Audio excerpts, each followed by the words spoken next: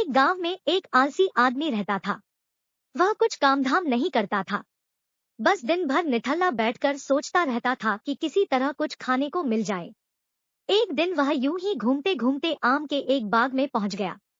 वहां रसीले आमों से लदे कई पेड़ थे। रसीले आम देख उसके मुंह में पानी आ गया और आम तोड़ने वह एक पेड़ पर चढ़ गया। लेकिन जैसे ही वह पेड़ पर चढ़ा, बाग का मालिक वहां आ पहुंचा। बाग के मालिक को देख आलसी आदमी डर गया और जैसे तैसे पेड़ से उतरकर वहां से भाग खड़ा हुआ। भागते भागते वह गांव के बाहर स्थित जंगल में जा पहुंचा।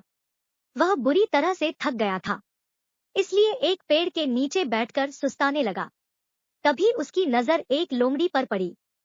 उस लोमड़ी की एक टांग टूटी हुई थी और वह लंगड़ा कर चल रही थी।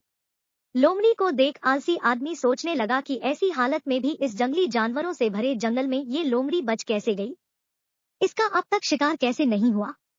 जिज्ञासा में वह एक पेड़ पर चढ़ गया और वहां बैठकर देखने लगा कि अब इस लोमड़ी के साथ आगे क्या होगा।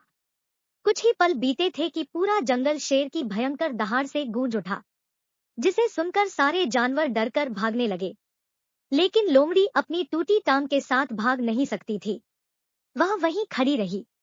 शेर लोमड़ी के पास आने लगा। आलसी आदमी ने सोचा कि अब शेर लोमड़ी को मारकर खा जाएगा, लेकिन आगे जो हुआ वह कुछ अजीब था। शेर लोमड़ी के पास पहुंचकर खड़ा हो गया। उसके मुंह में मांस का एक टुकड़ा था, जिसे उसने लोमड़ी के सामने गिरा दिया। लोमड़ी इत्मीनान से मांस के उस टुकड़े को खाने लगी। थोड़ी देर बाद शेर वहां से चला गया। यह घटना देख आलसी आदमी सोचने लगा कि भगवान सच में सर्वे सर्वा है। उसने धरती के समस्त प्राणियों के लिए, चाहे वह जानवर हो या इंसान, खाने पीने का प्रबंध कर रखा है। वह अपने घर लौट आया। घर आकर वह 2 से 3 दिन तक बिस्तर पर लेटकर प्रतीक्षा करने लगा कि जैसे भगवान ने शेर के द्वारा लोमड़ी के लिए भोजन भिजवाया था, वैसे ही उसके लिए भी कोई न कोई खाने पीने का सामान ले आएगा।